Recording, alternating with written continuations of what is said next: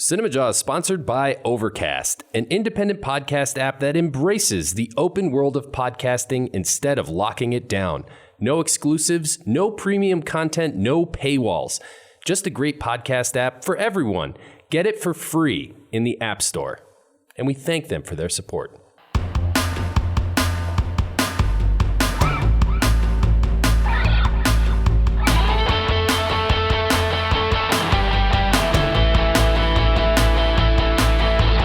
You're listening to Cinemajaw, the greatest movies podcast ever, recorded on location from our respective homes in Chicago. My name is Matt Kay, and with me is Rye the Movie Guy, and sitting inside the fish tank is Filmy and Phil. Hello.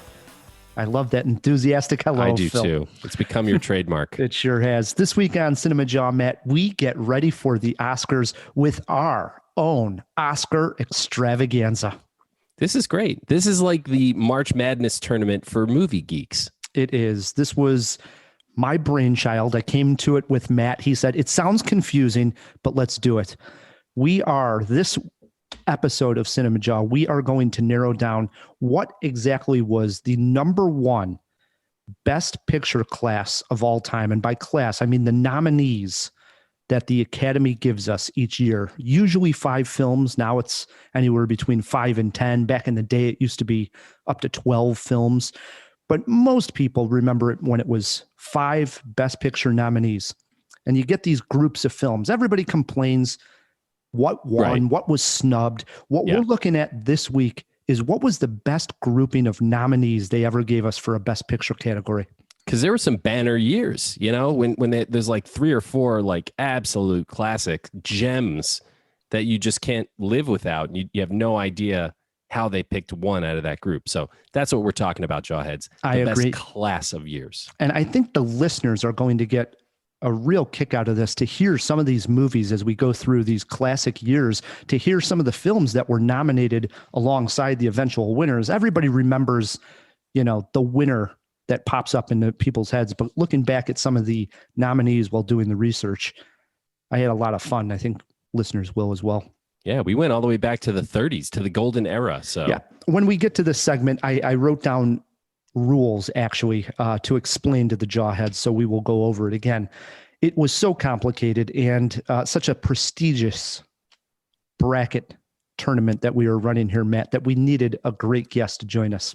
Yes, we do. Fellow critic Erik Childress will be joining us once again on Cinemajaw. Perfect guest for this, Rye. I agree. Can't wait to talk to Erik. It's been a long time. It has. Too long. Yep. I'm glad he's back.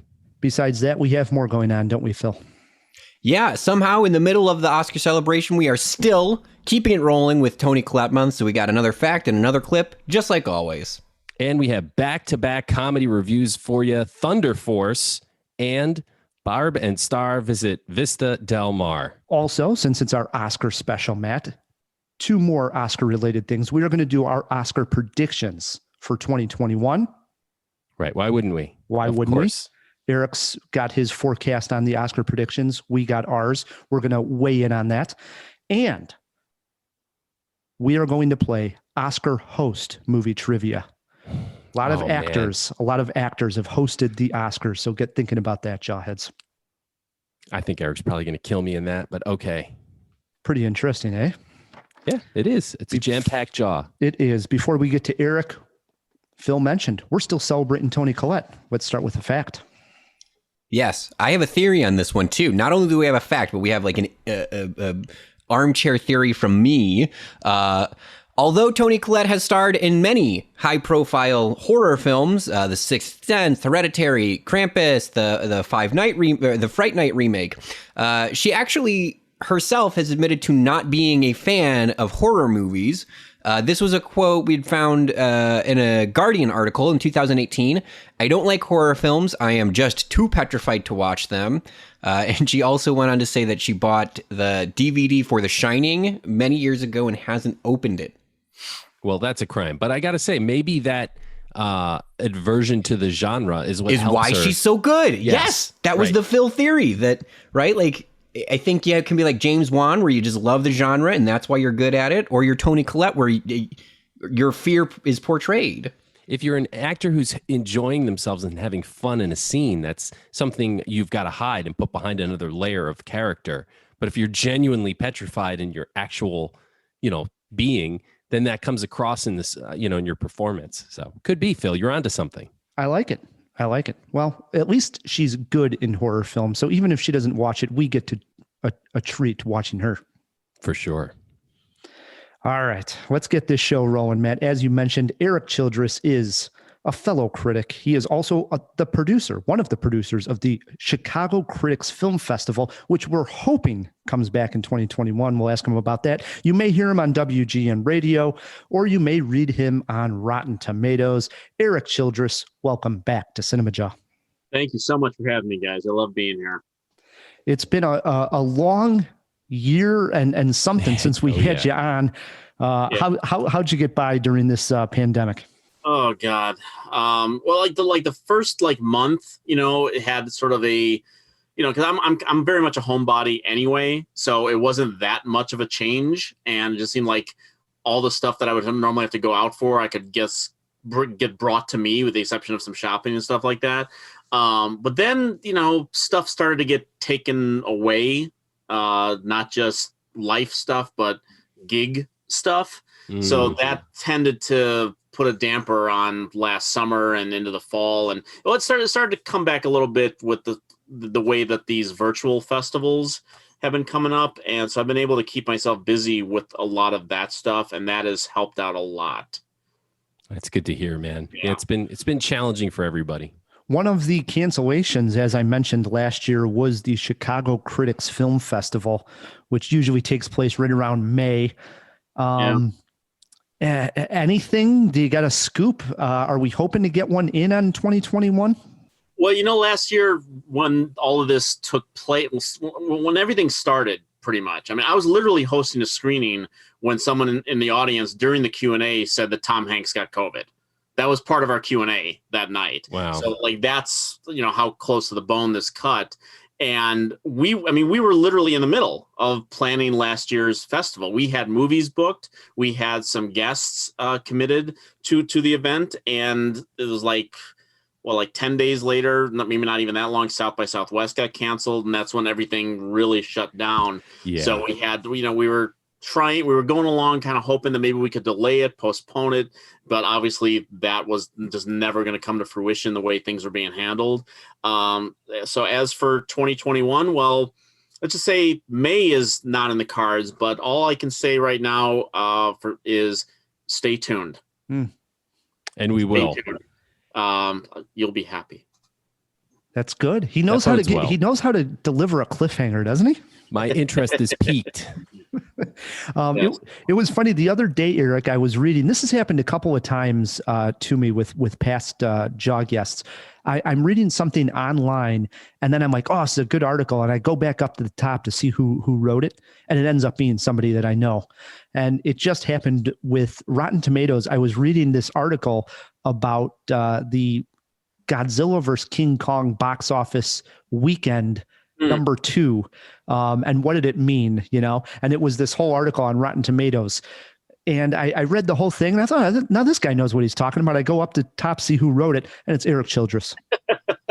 Yeah, that happens to be one of my gigs, is that I do a box office column every week for Rotten Tomatoes.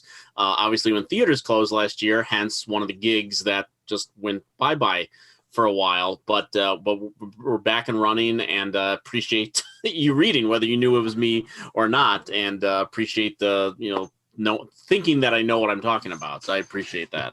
But you are doing the Movie Madness podcast, correct?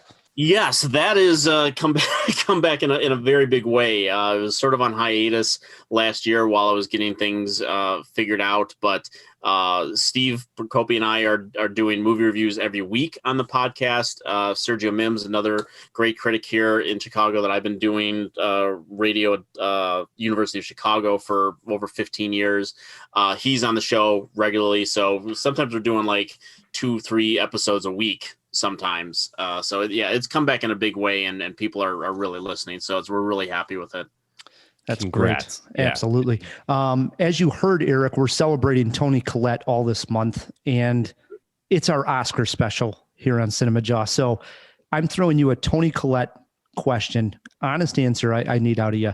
Will Toni Collette ever win an Oscar?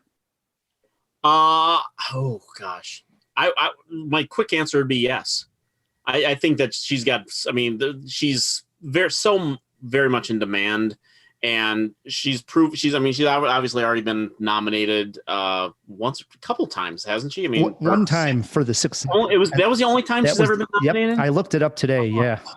I mean, the fact that she wasn't nominated for Hereditary is still a crime against humanity. But I can't imagine that there would not be some performance in her down the road that would not generate enough acclaim to get her statuette, whether it be a lead or a supporting role.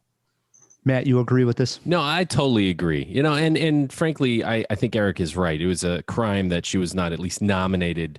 She was nominated, right, for Hereditary? She wasn't. No. Wasn't nominated. That's absolutely bonkers to me. Yes, she's got an Oscar in her future. I think so. Yeah. She doesn't get many lead roles. She's a great supporting actress. So maybe for supporting, I think maybe she squeezes one in. That would be my bet. I mean, she's constantly, been a great supporting presence, even in something in a small role like Knives Out. Even right. She stands out in that movie. So I mean, again, Hereditary, she should have been at least nominated for that. She's incredible in that movie. But I would think that it's coming. It's got to be coming. All right, Erik, for the jawheads that want to read your reviews, follow you online, where should we send them? I would send them to efilmcritic.com. It's sort of the hub where basically everything, kind of branches out. There's the links to the podcast are there. The Rotten Tomatoes, obviously, you can go there and read my box office stuff. But a lot of the reviews and festival stuff that I do is at efilmcritic.com. Cool. And we will put that in the show notes for all the jawheads as well. Absolutely. So Erik is sitting in on this entire jaw. I was glad we got Erik. We needed this guy because he knows his Oscar history. He knows good films.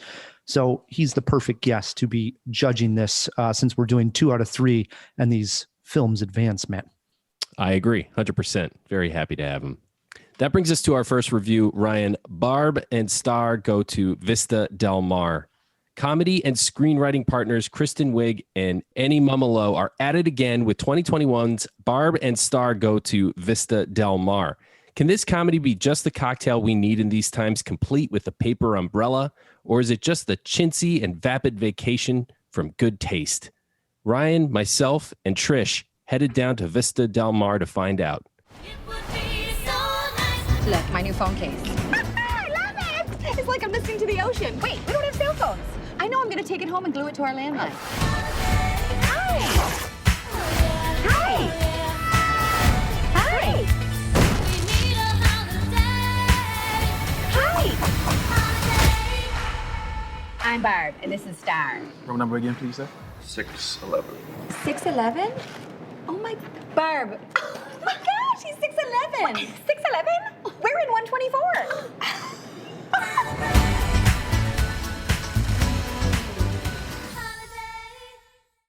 Barb and Star are a couple of middle-aged, culotte-wearing clerks at a Jennifer's Convertibles in Nebraska. After learning that the store is closing, being shunned from their talking club, the pair decide to reclaim their shimmer, or more youthful spirit of adventure, and make some new stories while on vacation in Florida at the fictional resort village of Vista Del Mar. Well, wouldn't you know it, Ryan? A murderous supervillain has evil plans for the people of Vista Del Mar. After unknowingly starting a relationship with the villain's henchman, the two women must figure out who is lying and foil the evil plot, reconcile their friendship, and save the day, all while being ridiculously silly. I have to admit, it took me well into the second act to warm up to Barb and Star, but once I did, I gotta say I had fun with it. Some jokes land better than others, but the ones that do were pretty hilarious. It kind of feels like a mediocre SNL movie. It's below Wayne's World, but above Night at the Roxbury. The characterizations are rather stretched, but they just avoid snapping. And I actually got more and more into our heroes as the plot unfolded. It's easy to give the credit to Kristen Wiig, but she's not alone in this. The whole cast was rather good. The jokes are silly, farcical at times, but the color palette is bright and saturated. It's kind of just a good looking movie. It's a love letter to the vapid American middle-aged singles on vacation, and at least that's a niche. So if you're looking for a simple feel-gooder, you could do worse. So many bizarre moments in here that I found hilarious. You're right, though. You have to get used to these characters and the way they talk. For me, the first 5 minutes of them in that furniture store, I was not sure I could take it for a full movie. I thought, oh my God, I'm not going to be able to handle it. But after a while, you're totally right. It didn't take me that as long as you probably. I would say only about 20, 30 minutes. I already started to laugh at them. But I love the callback jokes, such as the guy wearing the skimpy bathing suit in random scenes, the banana boat ride that they're supposed to take and finally do. Love the whole Austin Powers vibe, right? You didn't mention this. No, that's true. I didn't. Mega Austin Powers vibe to it. For sure. I watched it with a few beers on a Friday night, and I was in that kind of mood that I think was perfect for this movie. I laughed out loud numerous times. Big fan for this one. Erik? Yeah, I think this movie is absolutely hilarious. I'd have to go back and look at the list of the year, but it's certainly one of the funniest movies of the year, if not the funniest one I've seen. And you're not wrong though about having to warm up to the movie a little bit, especially considering that the movie opens with this evil plot. And I went in all I knew was that it was Kristen Wiig and Annie Memolo who wrote Bridesmaids. That's all I knew going in, and that was certainly enough for me. But when this movie opens with this evil plot, usually when movies that open with such a bizarre concept, they seem to usually reaching for something to pad out a boring story. And I think I said this when I reviewed it a couple months ago, that the movie itself felt like a SNL skit turned into a movie that was never an SNL skit. Yep. Right. You could totally see those two characters showing up as a weekly thing on the show. And then they had to, invent a movie for them. So they come up with this, like you described as an Austin Powers kind of bit, which is not entirely wrong. But it's full of really bizarre humor that it just works. I mean, the song numbers that are just hilarious and fantastic. Right, Richard Cheese. I love Richard Cheese. You gotta love Richard Cheese. This movie is working when that moment involving the crab had me on the crab. The crab thing is so stupid. It is so stupid. And I love the crab. That they follow through with that, including the music that they put into it is just perfect. I laughed very hard during this movie. It was so much so like an SNL skit that I had to actually go to Wikipedia after the movie to make sure I didn't miss anything. I really was like, oh, these characters already existed. I'm just meeting them now, but people know about them. Not the case. I loved the musical number when the guy was climbing up the tree. God, that was hysterical. Are we talking about the Seagull music video? Yes. That was like right out of like What Did the Fox Say? Like very, very good. Jamie Dornan, who knew he had that performance in him? He's actually very funny in the movie. He is. Any jaw-dropping moment for you, Matt? It was Richard Cheese. I've been a fan of Richard Cheese for a long, long time, since the 90s. He's kind of like this underground, like tapes get passed around kind of guy. And to see him in a movie, just right out of left field, I was like, holy shit, it's Richard Cheese. That was pretty cool. I thought the opening of the film, much like Erik mentioned, was a jaw-dropping moment. I'm with you, Erik. I didn't know much about this. I mean, we're reviewing it now because it's readily available, out on digital and whatnot. So I finally caught up with it and I saw it and I just loved it so much. I told Matt, we got to talk about this on Cinemajaw. But when this film opened, I didn't know what was going on with this whole sci-fi element to it. I was like, what is this movie I'm watching? And then slowly but surely I started to get the bizarre humor of it all. It's really quite a shame that, because this movie was obviously supposed to open last summer, and then it was going to open this summer. And it was very quickly, Lionsgate just decided to move the movie up into February and put it on as streaming. There wasn't even a lot of notice Right. that was going to happen. And it's a shame because I think that the way that people responded to this movie, at least online that I saw, and reviews have certainly been very good, that this could have been one of those summer movies that people would have just been telling their friends and their neighbors about, like, you have to go see this movie. It's hysterical. And it would have developed it would have started as a cult following and it would have developed into like a pretty solid little box office hit, I think. 100% agree. That's actually 100% why I wanted to talk about it on Cinemajaw, was hopefully get good word out there, because I didn't want to skip this one. Movie poster quote here, Matt. Barb and Star go to Vista Del Mar is a real tit flapper. I went with Trish is going to love this movie. Oh, Trish would love that movie. I'm going a strong 3.5 Jaws. I thought it was damn near perfect. Damn near perfect. 3.5 Jaws. How about you, Matt? That's strong, dude. Listen, I went 2.5 Jaws. Oh, that's too low. That's too low. It took a long time for the movie to get going. I wasn't as impressed as you guys with the opening sequence. I thought it was okay. It was very pretty, but once it gets going, it's very good. 2.5 Jaws. What do you think, Eric? And Eric, 4-Jaw scale, Eric. I was solid 3. There you go. Solid 3. 3 Jaws for Eric, 3.5 from Rye the Movie Guy, 2.5 for Matt K. I tell you, Jawheads, a second viewing, it'll probably be already a comedy classic, because you'll at that point already know the characters, and then the laughs will start right from the beginning. You're probably right. The other reason we needed to review Barb and Star was because our feature review was going to be Thunder Force. And after watching Thunder Force, there's no feature review here, Matt. When Melissa McCarthy is on, she is a true treasure. However, there are times she picks some real duds to be a part of. Her latest film, Thunder Force, hit Netflix recently. This one sees her and Octavia Spencer gain superpowers.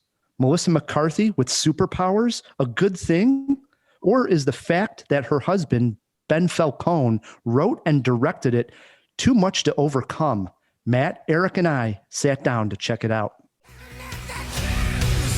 What's your superpower? Invisibility. That's awesome. Let's see what these powers can really do. Everyone just stay calm and no one's gonna get hurt.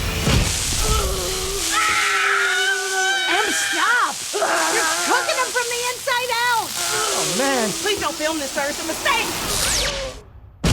Thunder Force, remember it. For the first time in history, we're seeing real-life superheroes fighting crime. I play dirty. But we're also seeing a new kind of criminal. This city deserves what's coming to it. Boom. It's go time. Oh, we've got to rethink this car. Yeah. I'm going to come out and say it right away. At the end of the year, Thunder Force will be in the running for the worst film of 2021. It is so bad, I refuse to spend too much time on it. In short, Melissa McCarthy and Octavia Spencer are friends from middle school who have fallen out of touch as adults. McCarthy pays a visit to Octavia's lab. This is a lab that is trying to create superpowers so humans can fight the evil miscreants who are wreaking havoc on Earth. While at the lab, she accidentally injects herself with a substance that will eventually give her super strength. Octavia Spencer then opts to take pills, which will turn her invisible. The training montage was the worst 30 minutes of continuous film I have seen in 20 plus years. Now, Jason Bateman shows up as the crab. He has crab claws for arms. His other superpower? Saving this hot pile of crap from getting 0 stars. 2 scenes with Jason Bateman made me laugh, especially the date he goes on with Melissa McCarthy that sees him break a martini glass with his claws and also get buttered up by McCarthy. Still funny. The big question I had coming out of this, though, is Melissa McCarthy's husband trying to tank her career, Matt? Dude, I don't know. Okay, you're right. This is a hot steaming pile. Was it trying to like take down the superhero genre? If so, I mean, I think Shazam did that like 100 times better. Were we looking for like a comedy duo connection between McCarthy and Spencer? Man, talk about no chemistry. I didn't even believe these two knew each other, let alone were friends. And Spencer, somebody wake her up. I mean, I get it. I get it that she's supposed to be the shrinking violet in the story, but that didn't come across at all. It's just like she's just not there. Like we talk about wooden performances and cardboard cutouts. Seriously, man, I don't know if she actually was awake during some of these scenes. It was that bad. So you can't put all of this on McCarthy. But damn it, if that Jason Bateman date scene didn't kind of save this movie. Like I want to go back and watch just that scene and maybe the other one that you're talking about again. It was that good. It was that good. If that was an SNL sketch, speaking of SNL, that would be one of the all-time classic SNL sketches. It was fantastic. I wish they could have parlayed that into the whole movie, but they couldn't. Eric, where do you sit on this junker? Well, it's bad. I mean, it's just, I mean, and I feel like I'm actually going to defend it a little bit more than you guys did, only because of what you have mentioned a couple times already, which is Jason Bateman. And, you know, I mean, what I'll say about Octavia Spencer is that I'm not even going to blame her too much, because I think she, like so many people in this movie, are caught in the Ben Falcone zone, which is a dead zone of comedy. I mean, this guy has done 5 movies now with his wife, and I still haven't seen Life of the Party. Okay. Which some people say is mediocre, which is a step up for Ben Falcone. But so, I mean, his movies, I mean, the movies he's made with Melissa McCarthy have all been bad. And the only reason why this one doesn't, I mean, Superintelligence to me is an all-time bad comedy. I mean, that was one or two on my worst list last year. I actually didn't make one, but it would have been there. And Jason Bateman shows up in this movie with his natural comic instincts. It might be familiar to us all, okay? Mm-hmm. But it's still always generally funny.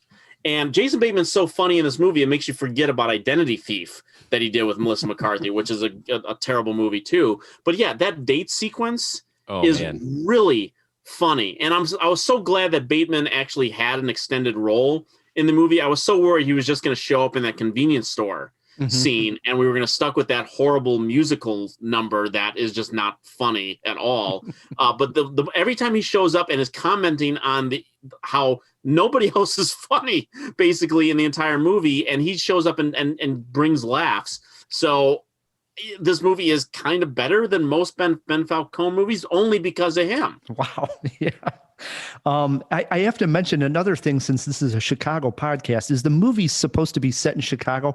I hate when they say it's set in Chicago, but all they did is like some exterior shooting, and it's clearly not shot in Chicago. It's not a true Chicago movie. That bothers the hell out of me.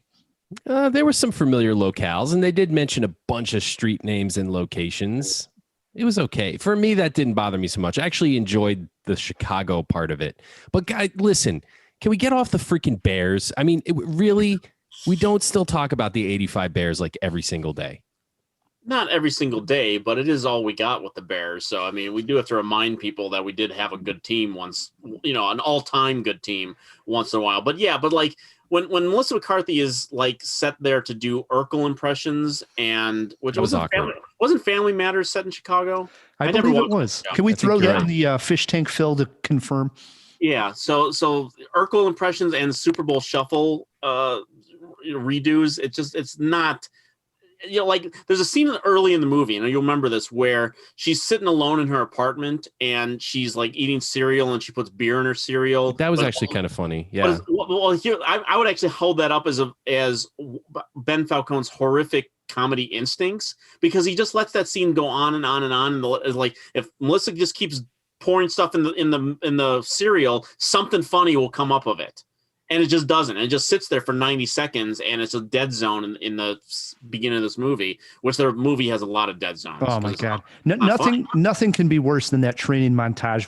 When they said it was going to be 30 some days, that was a joke. I was like, no, don't do 33 days of this training.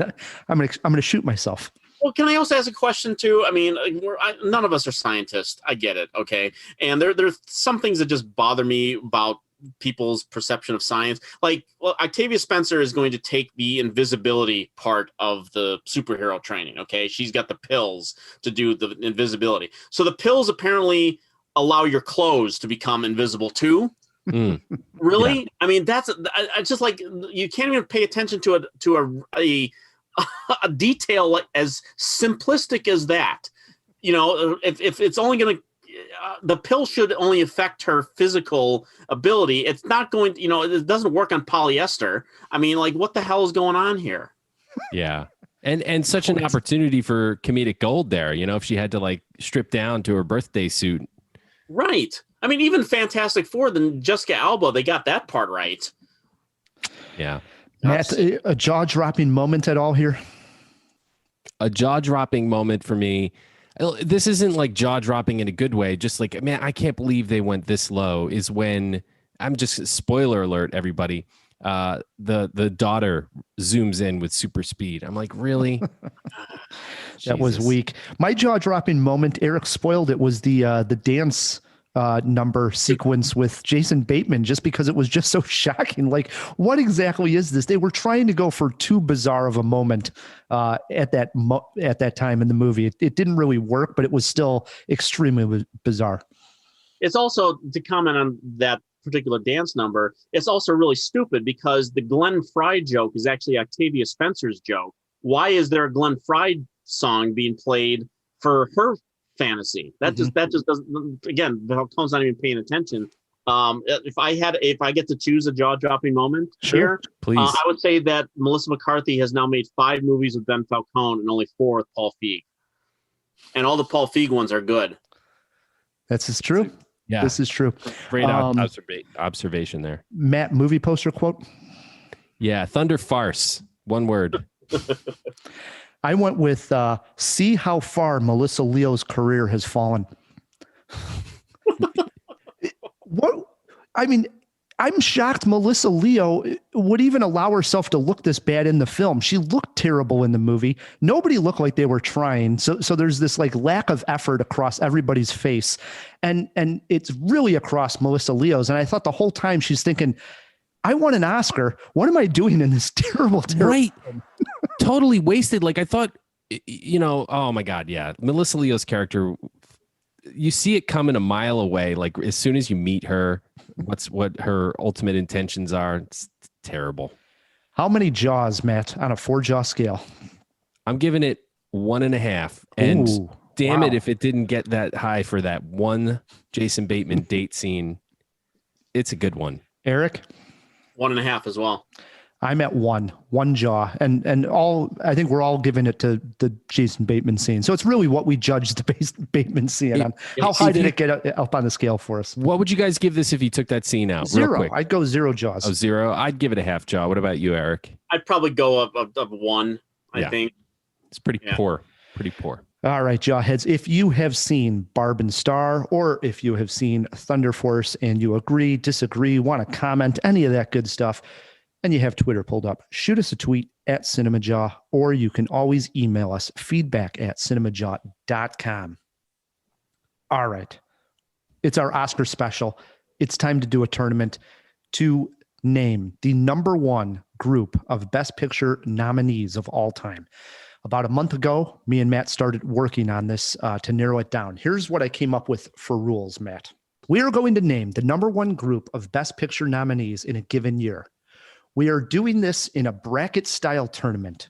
We will vote on each matchup until we have an eventual winner.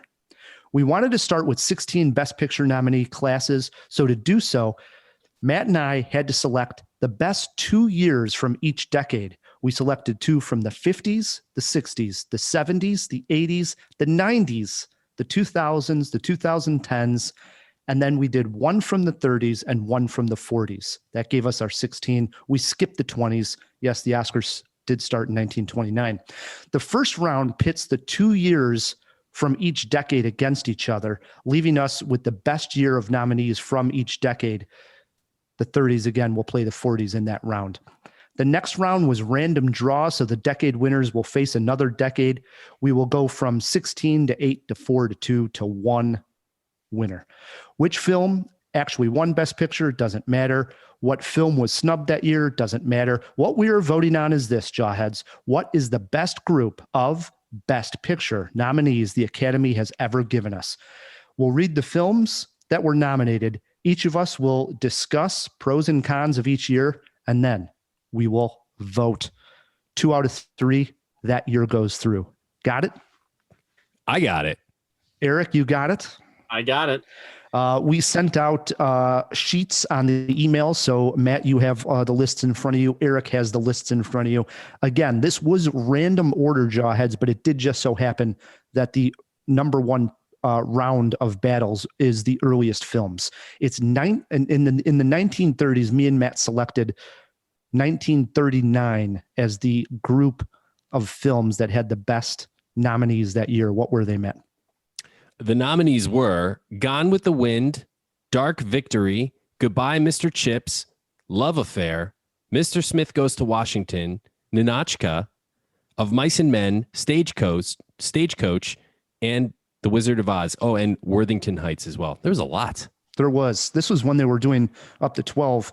And it is taking on the year of 1940, which had nominated Rebecca, Foreign Correspondent, The Grapes of Wrath, The Great Dictator, Kitty Foyle, The Letter, The Long Voyage Home, Our Town, and The Philadelphia Story. Erik, favorites? What do you look at when you see these two groups? Well, I'm looking at, I look at the films that either, historically have become classics or, films that I personally love. And just looking at both of those lists, you could say that there are probably 4 films on each list that I think are pretty, the personal favorites, I think are really great. I mean, 39, Gone with the Wind, Mr. Smith Goes to Washington, Wizard of Oz, and Stagecoach are, I think are 4 really great films. And some of those others are not too shabby either. Wuthering Heights, Ninotchka, Mice and Men. And then 1940, Rebecca, Grapes of Wrath, Great Dictator, one of my all-time favorites, and The Philadelphia Story. I mean, for the most part, I agree. I mean, I would have to say of the two classes here, 39's probably got a little bit more going for it.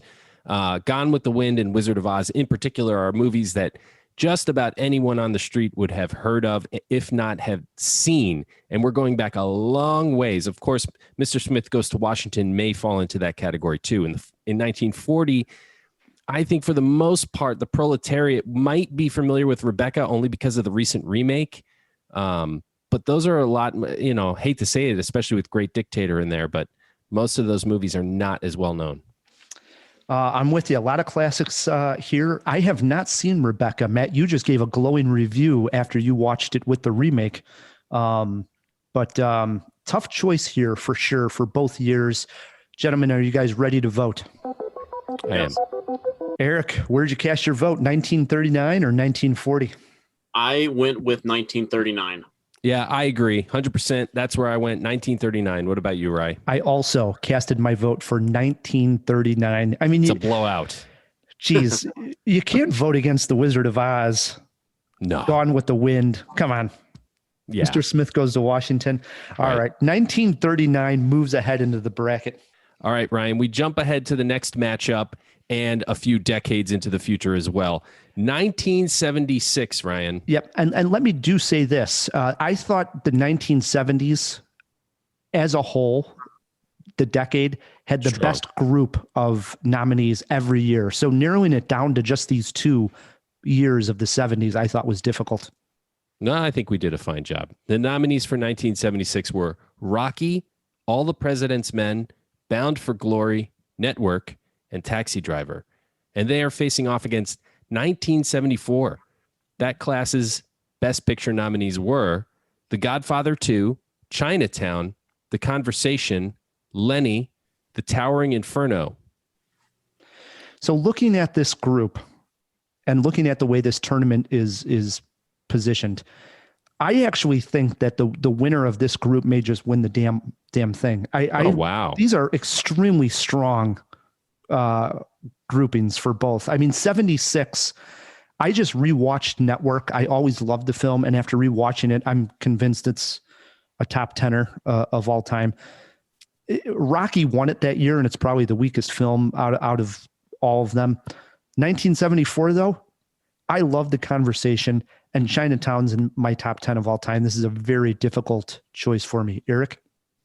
This is the most brutal choice on the entire bracket. Not to demean any of the other years. There are a lot of great years in here, but to choose between these 2 years, and you could have easily substituted in 1975 for one of these, and it still would have been just as brutal a choice. And I mean, Godfather 2, Chinatown, Conversation, those 3 movies right there you're talking are on all-time list in some respect, whether people think it's, you know, you got 2 Coppola films.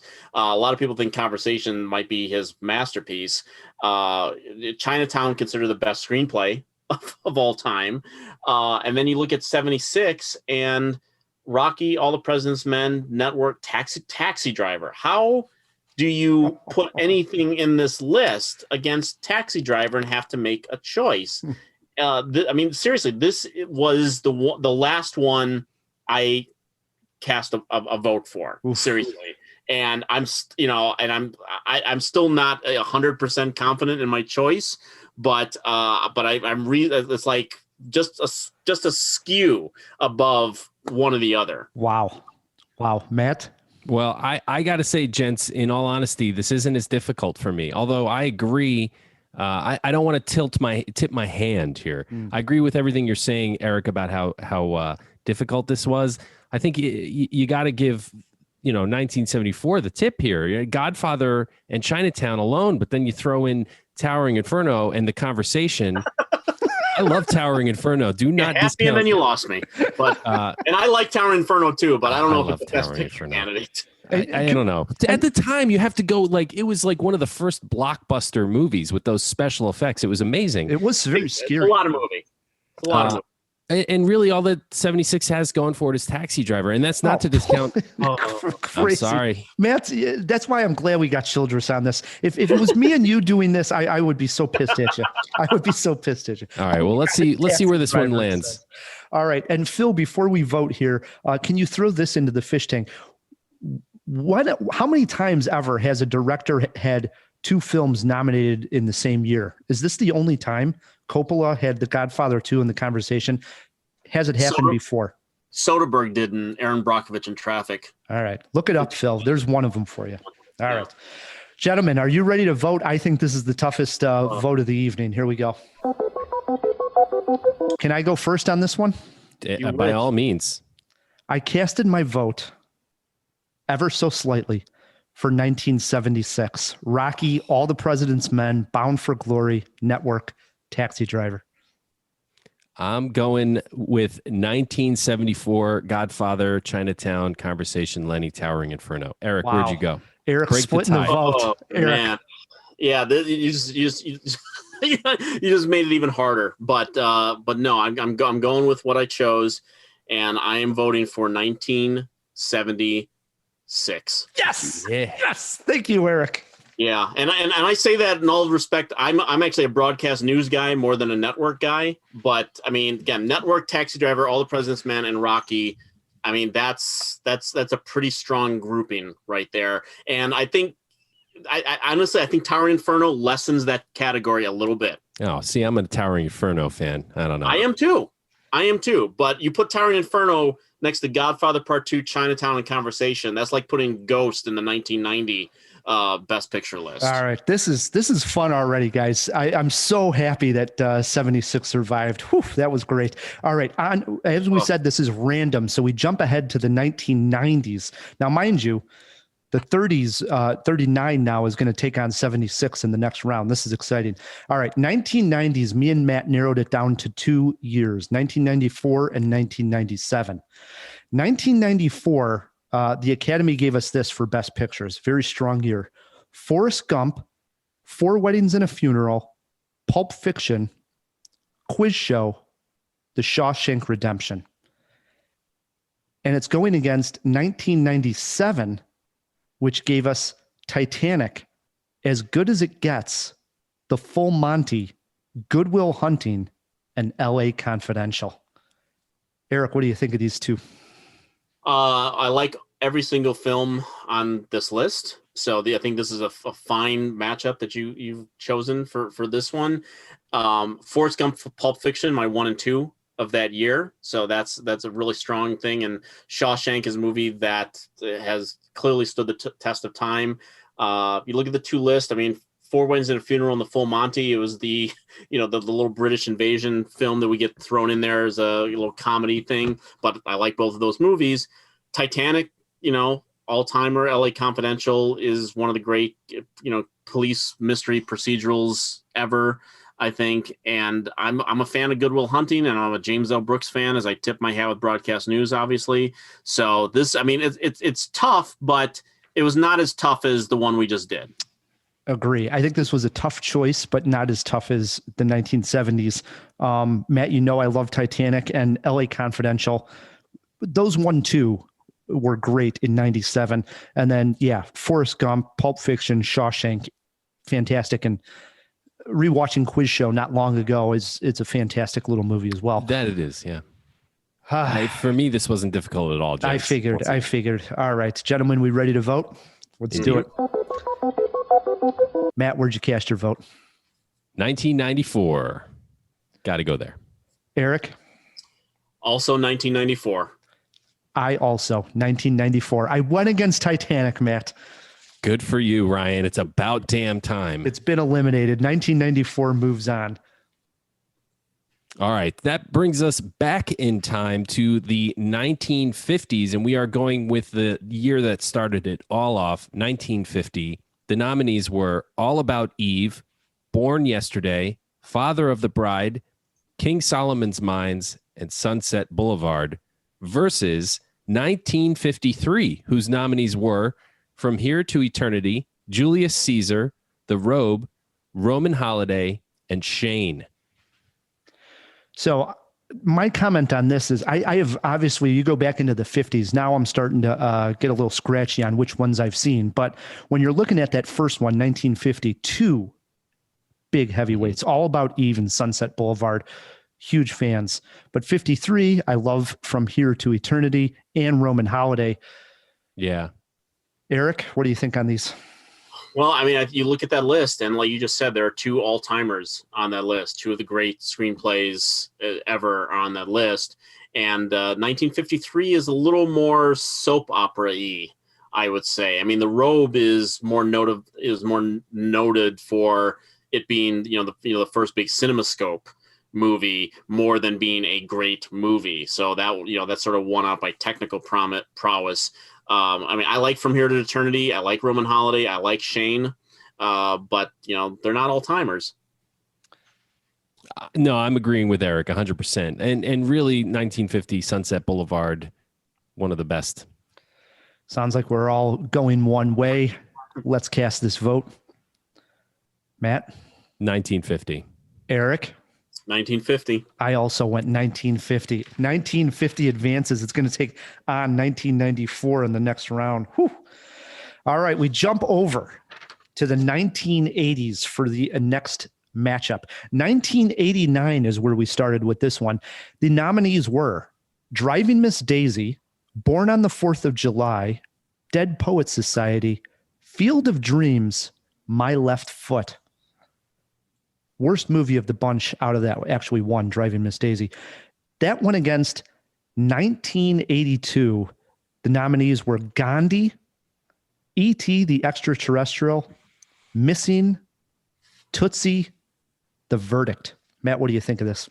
I'll start with 82. Gandhi looms large in my repertoire of favorite films.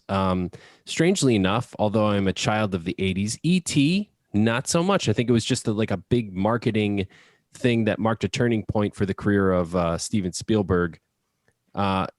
Tootsie's a good movie. The Verdict is a great movie. Missing, I don't know if I remember, to be completely honest.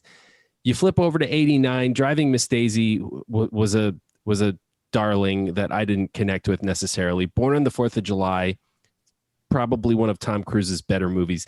Dead Poets, amazing performance there. Field of Dreams and My Left Foot, also movies that I do care for quite a bit. So I think this one is stacked also. Eric, pretty tough matchup for you? In some respect, I'm getting some Band-Aids from biting my tongue from some of Matt's comments there about too. I'll start off by saying, without ET, I'm not here talking to you guys right now. So that's how I feel about ET. Okay, so I can respect that. It just didn't hit with me. You know what I mean? Obviously, it hit with a lot of people. Well, I saw that movie. When I saw that movie in the theater, that was the first time that I realized what a movie could do to somebody. Like I was a kid. You watch movies like, oh, that's really cool, and oh, that's funny, blah blah blah. But E.T. stirred every emotion in a 7-year-old's body, and I'm like, oh my god, that something that's fake can do that to you, and that changed my life. So that's where I feel about E.T. Now I'm not, showing my vote here because you've put E.T. up against my other all-time crime movie, Field of Dreams. So you've got my all-time 2 crime movies, and Born on the 4th of July is on that list as well. Although that Born on the 4th of July has a distinction for me. I think the quickest I ever started crying in a movie, and it was a little more personal. But that is just a footnote in my repertoire. And I'll tell you this about Gandhi. I have never seen it. Wow. But there's a reason why I've never seen it, and it's because it beat E.T. for Best Picture that year. A fan. Wow. I put a lifetime ban on that movie because that movie was my first time I ever watched the Oscars was 1982. Wow. And I picked E.T. to win Best Picture because it was the movie that I saw and I loved it. And it didn't win, so I will never watch Gandhi. Gandhi phone. Oh man, Eric, you need to put that one aside. I think. Nope, never gonna happen. All right, gentlemen, we ready to cast a vote here? Yes. All right, I'm going first on this one. I casted my vote for 1989. Eric? 1982. Wow. This leaves Matt with the deciding vote. Yeah. I hate when this happens. Well, listen, I think I already tipped my hand here. I'm going with 1989. Wow. Eric, your ET has been eliminated by Matt. ET phoned home. Over the bus. To hell with Gandhi. Wow. Wow. E.T. loses a second time in Eric's life. If you ever thought you were going to get me to watch Gandhi, that was not the way to do it, Matt. Oh, dude, I'm sorry. But I mean, Gandhi was a real historical figure, one of the most important people. I mean, he's not as important as E.T. All right. That's debatable, Eric, but I respect it. That brings us close to modern times, Ryan. We are into the aughts, or the teens, I should say. 2010 is our first year, and the nominees were The King's Speech, 127 Hours, Black Swan, The Fighter, Inception, The Kids Are All Right, The Social Network, Toy Story 3, True Grit, and Winter's Bone, versus 2013, which had 12 Years a Slave, American Hustle, Captain Phillips, Dallas Buyers Club, Gravity, Her, Nebraska, Philomena, and The Wolf of Wall Street. Eric, what do you think of our choices here for 2010s? This is another great matchup I think you guys came up with. And, looking over these lists, you have some real favorites of mine. And I think on both lists, I have to confirm this, that I think that there are 4 movies on each list that made my top 10 list that year. So that's pretty solid. I like 127 Hours, I think, more than a lot of people. But Inception, Social Network, Toy Story 3, Winter's Bone, I think is great. And then 2013, Her was my number 1 film that year. Gravity was very high. Nebraska hit me in a very personal way. And I like American Hustle and Captain Phillips very much as well. This one really was a tough one, but I'm confident in my selection. Yeah, I think there's certain movies, like when I look at 2010, there's Inception and Black Swan and 127 Hours. I'm with you, actually, Eric. I'm a big fan as well. And The Social Network, heavy hitters. Nothing can beat it. But then when I look at 2013, I love Her. I love Gravity. I'm a big Wolf of Wall Street fan. American Hustle, I'm fine with. I like it. Captain Phillips, and even the winner, 12 Years a Slave. So, man, tough matchup. This is the first one that I've really struggled with and had to really spend some time thinking about, because both years have some movies that remain my favorites to this day. Let's cast some vote here, gentlemen. Eric, where'd you go? I went with 2010. I also went 2010. Ryan, how about you? I also went 2010. It's a blowout. Another one. 2010. Yeah, tough call, but I think the right matchup won there. All right, so we got 1960s was our next decade on the random order here. We went 1962 versus 1967. 1962, the Academy gave us Lawrence of Arabia, The Longest Day, The Music Man, Mutiny on the Bounty, and To Kill a Mockingbird. And it's going up against 1967, which gave us In the Heat of the Night, Bonnie and Clyde, Dr. Dolittle, The Graduate, Guess Who's Coming to Dinner. Wow. This is another stacked year, isn't it, Eric? It's just in some respect. I mean, I think the great movies, I think, are real standouts here in both years. I think one year has a couple films, one film that I should never have been nominated, another that I don't think has quite stood up to the test of time. So this one was not as hard for me as maybe it was for you guys. For me, these 2 years, I think what 1962 has going for it really is Lawrence of Arabia. And then I think The Music Man is also something that a lot of people remember quite fondly from their childhood. Not To Kill a Mockingbird? Come on, Matt. Well, I mean, To Kill a Mockingbird, it's arguable to say the book is better. 1967, however, actually has some movies that I think are important in terms of filmmaking. Like Guess Who's Coming to Dinner, important movie. The Graduate, very important movie.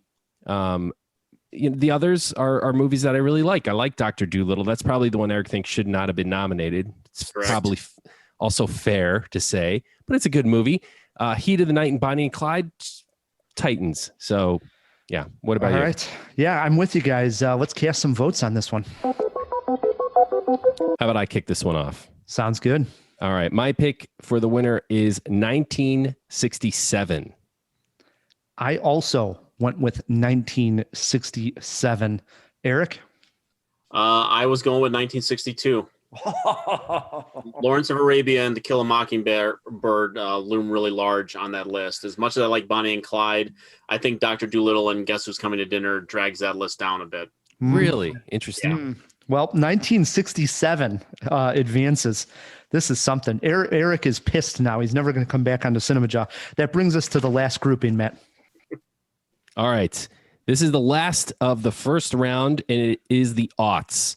2003, whose nominees were Lord of the Rings, Return of the King, Lost in Translation, Master and Commander, The Far Side of the World, Mystic River, and Seabiscuit versus 2007, which had No Country for Old Men, Atonement, Juno, Michael Clayton, and There Will Be Blood. Some good ones. There's no doubt about it. I love in 2003 the fact that a small movie like Lost in Translation was nominated with a behemoth of a film, The Lord of the Rings, The Return of the King. That's sort of the charm of the Oscars, that you can nominate something, small in stature when we're looking at how much a movie costs to make, and yet it can compete with something that was, $100 million kind of project. And Master and Commander, not enough people talk about it. Great one. Mystic River, I'm fine with. You, Matt, my love for Seabiscuit. We talk about it almost every other week here on the Jaw. Yes, but 2007, come on. I love Atonement, and that's probably the weakest movie out there, maybe Juno, but I like that as well. Michael Clayton, so strong. There Will Be Blood, No Country for Old Men. Big fan. This is a good matchup. How about it, Eric? Yeah, I've gone back and forth on this one too, and if I'm hating a little bit, you're gonna hate me now, because I think actually Seabiscuit is the weakest film on this list, and I'm a horse racing lover from way back, so that movie is a real disappointment to me. But it's like Lord of the Rings, Return of the King is a conclusion of a really incredible trilogy, and there are multiple films on my top 10 list on both of these list. It's this one I went back and forth, and I almost had to go like the other way, like which films I liked the least. and go backwards with this one. It wasn't as difficult for me. I like both lists. Again, like these are all great movies, but one year does stand out from the other. Let's cast some votes, guys. I'm going first on this one. I casted my vote for 2007. Erik? Yeah, I went with the film the year that I think has two great films about America, and that year is also 2007. Wow, guys. I went with 2003. So, defeat. So we all took one. We all took a defeat here. All right. Round two. So now everybody hears the matchups. We can go a little bit quicker, but the voting, we'll see how we do, how quick we get through this. So back to the first round. You'll remember 1939 advanced. It's taking on 1997. A refresher, Jawheads. 1939, Gone with the Wind, Dark Victory, Goodbye, Mr. Chips, Love Affair, Mr. Smith Goes to Washington, Ninotchka, Of Mice and Men, Stagecoach, Wizard of Oz, Wuthering Heights. Against 1976, not as many films, but oh so potent. Rocky, All the President's Men, Bound for Glory, Network, Taxi Driver. Very crazy matchup here. You guys have time. You've looked this over. You feel confident on this one? I do. I do as well. Yeah. I do as well. Let's cast some votes. Erik, where do you cast? 1976. Wow, man, you Matt? really love Rocky. I'm going with 1939. I said it earlier. I thought the 70s had a chance to win it all. I casted my vote for 1976. It advances. We have eliminated the Wizard of Oz. That's crazy, you guys. Okay. That's what happens. It's wild. Rocky could knock out Gandhi. All right. He could probably knock out E.T. also, to be fair. He could, but E.T. could also heal that cut over his eye. Yeah. All right. True. So He'd be his friend. So the next matchup, you'll recall here, Matt, 1994 one out of the 90s and 1950 one out of the 50s. Those two are going against each other. Remind the Jawheads, what was the films in 94 and 1950? All right. In 94, we had Forrest Gump, Four Weddings and a Funeral, Pulp Fiction, Quiz Show, and The Shawshank Redemption versus 1950, All About Eve, Born Yesterday, Father of the Bride, King Solomon's Mines, and Sunset Boulevard. Ready to cast some votes here, guys? This is a tough one. Mm-hmm. I'm ready. 1994. Erik? 1994. I also went 1994, so I don't feel so bad. This is good. We have eliminated two heavyweights, though, there. Wow. That's going to be... Yeah, I mean, like All About Eve and Sunset Boulevard are like +5, on the scale. But I think Born Yesterday and Father of the Bride take it back a little bit. Father of the Bride's fine. I'm not a big fan of Born Yesterday, but the 1994 list, at least there are 4 really great movies on that list. Oh, yeah. Yeah. All right, so this is interesting. Now we come out of the 80s against the 2010s. Our 80 bracket produced 1989, which was Driving Miss Daisy, Born on the 4th of July, Dead Poets Society, Field of Dreams, My Left Foot, going up against 2010, which was The King's Speech, 127 Hours, Black Swan, The Fighter, Inception, The Kids Are All Right, The Social Network, Toy Story 3, True Grit, and Winter's Bone. Let me think about this one for a second. Little tougher for us because Erik wasn't such a big fan of 1989. I got to look over these. I'm voting for 1982. All right. I know where I'm going here. All right, gentlemen, we ready to vote? Yes. I'm going with 2010, Rye. Erik? Also 2010. I'm also 2010. I took a little while to come to that conclusion, but that's the right answer. 2010 advances. Yeah, 2 great movies in 1989 versus at least 4 in 2010. I that was my reasoning. I agree. Yep. They got more players on their team. I mean, it's That's hardly true. fair. That's true.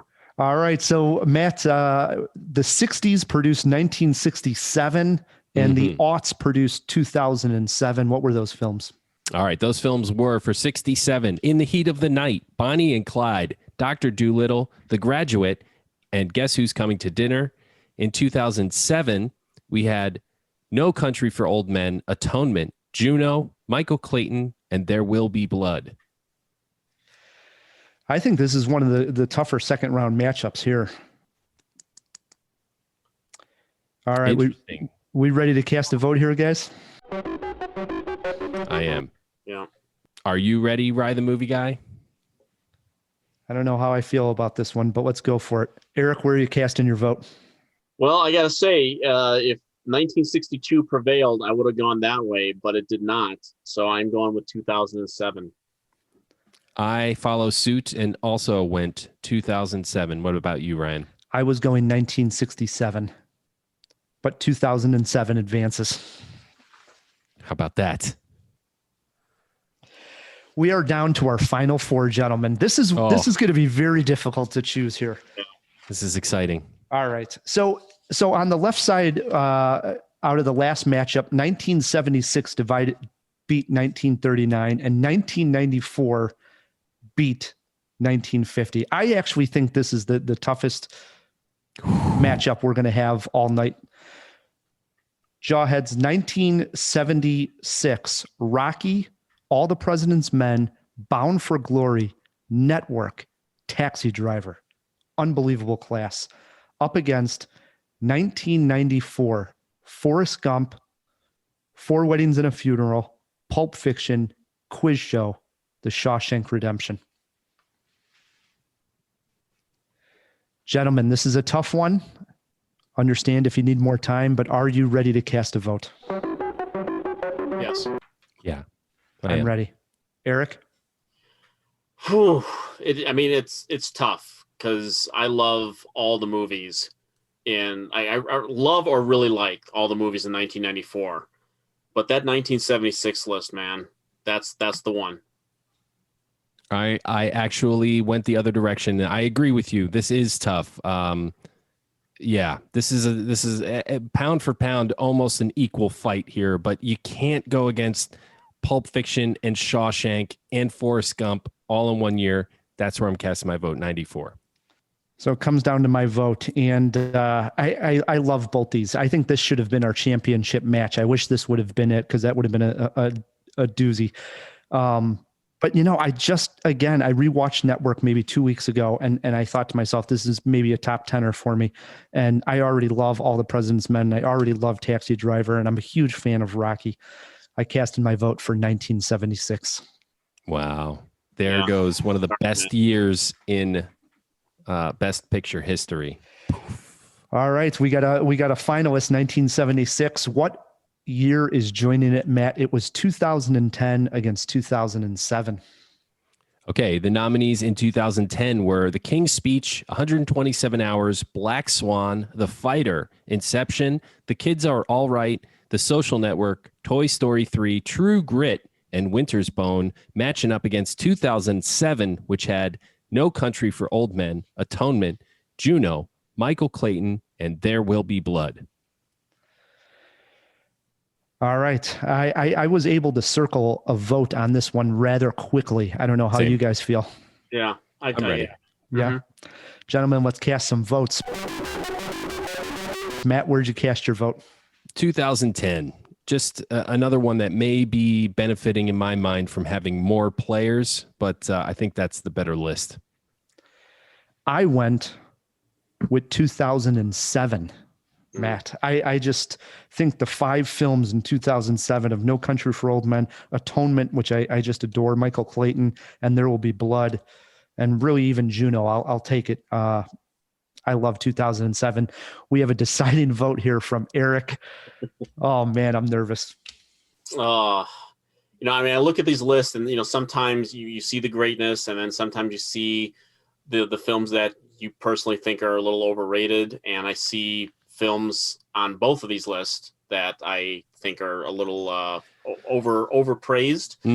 Not bad, but I'm not on the same level wavelength as some people are. But again, there's one that has like 4 movies on my top 10 list that year, and it's 2010. Wow. Wow. Yeah. Oh no. He really likes 127 hours.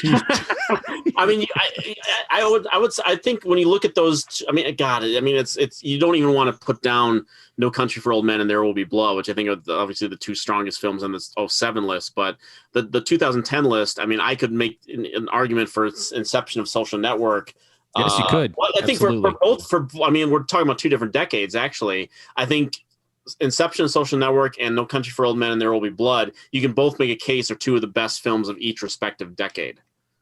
So I think that's a fair argument. Absolutely. So hats off to you guys. This was the first time we were trying this, and I think we got a really good championship bout here for the first time doing this. It came down to 1976 versus 2010. I'm pretty proud that we picked out 2 good years. 76, as you know, Jawheads, is Rocky, All the President's Men, Bound for Glory, Network, and Taxi Driver, against 2010, which was obviously just the highlights here: 127 hours, Black Swan, The Fighter, Inception, The Social Network, True Grit, Toy Story 3, Winter's Bone. All right, here it is. We have to pick a winner. What was the best grouping the Academy has ever given us for Best Picture nominees in the Academy Awards history? Gentlemen, cast your votes. I know I'm the wild card here, but let me stick my neck out and go first. If I'm being completely honest here, had 94 been in this matchup, I think it would have at least won my vote, but it isn't. And it's really tough to say that the films of 2010, as good as they are, approach the classic films from 1976. I just don't think they hold a candle. So my vote is 1976. Eric? I mean, there's sometimes, I mean, when Oscars, awards, movies in general often benefit from the length of period from which we first view them. And films evolve because we evolve, and culture evolves and stuff like that. And when you think of All the President's Men, arguably the best film ever made about journalism, Network, arguably one of the best films ever made about television, Taxi Driver, just arguably one of the best films ever made, period. Rocky, one of the best underdog crowd-pleasing films ever. I don't care what anyone thinks about Rocky. That's just the way it is. And I mean, I love so many movies on that 2010 list, but I have to go at 1976. You guys have summed it up. It's a clear sweep here. I said it at the get-go. I thought the winner of the 1976-1974 battle was actually going to win the whole thing. Maybe 94 had a shot, but you're right, Eric. You've nailed it on everything you said about the 1976 films.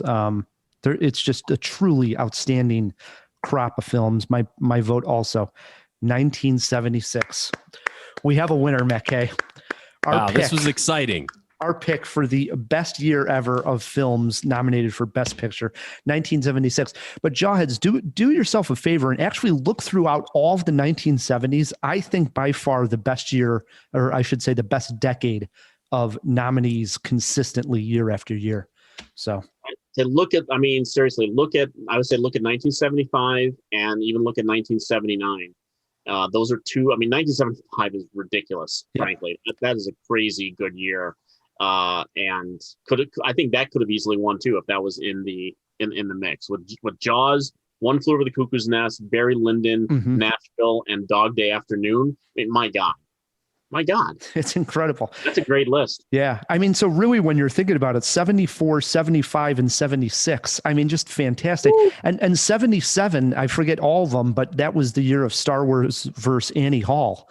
I forget what else was on there, but I mean, a decent matchup there with Annie Hall, a comedy that finally won going against what would become the, biggest franchise of all time, Crazy. It is crazy. Hey, maybe next year we do Best Picture winners or something like that. Best actors. Yes. Best All actresses. right. 1976 chosen as our best year. When we come back on Cinemajaw, we're going to look at this year's Oscars with some predictions. Plus, Matt is taking Erik on in Oscar host movie trivia. Stick with us. I'm going to be real with you, Jawheads. The first time I saw The Sixth Sense, I was too young to internalize what made it good. And more specifically, what made Toni Collette's performance good. It wasn't until my junior year of high school, when we watched the film on a Halloween day as a blow-off class, that I put the pieces together and realized, oh my God, wow. Maybe it was because I wasn't doing algebra, maybe it's because Bruce Willis called somebody a dick cheese and it made my math teacher embarrassed, or maybe, just maybe, it was because of this Toni Collette moment.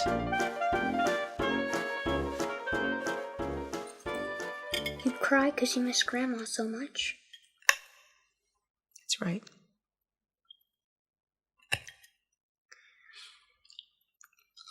Sometimes people think they lose things, and they really didn't lose them, it just gets moved. So did you move the bumblebee pendant?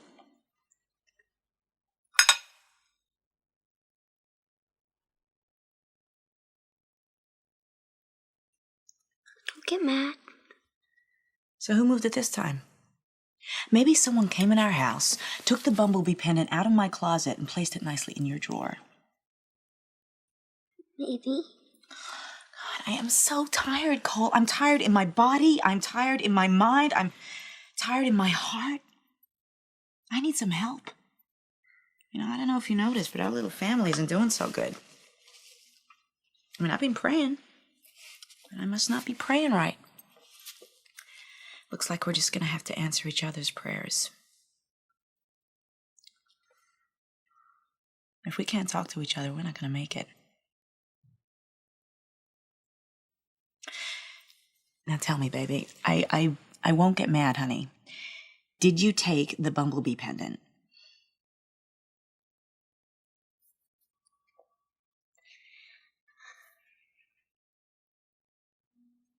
No.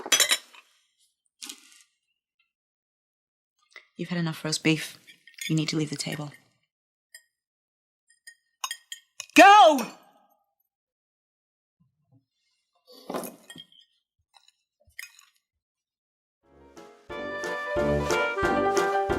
Jawheads, I want you to do me a favor. Pull your phone out of your pocket and go to your YouTube app. Search for the Cinemajaw channel and hit subscribe. Really, please do it right now. This will do two things. One, it helps us reach more people. We want to spread the good word about film, and you clicking subscribe really helps us do that. And two, it costs you nothing. That's right. Subscribing to Cinemajaw on YouTube is fun and it's free. Think of it as a donation that doesn't even cost you anything. Even if you just listen to the podcast and never really watch the videos, you subscribing on YouTube helps us make the podcast better too. But please check out a few videos while you're there. We think they're pretty good.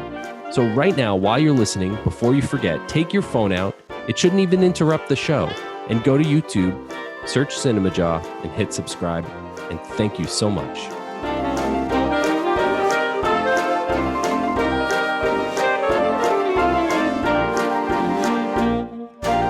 And we are back on Cinemajaw, hanging out with Erik Childress.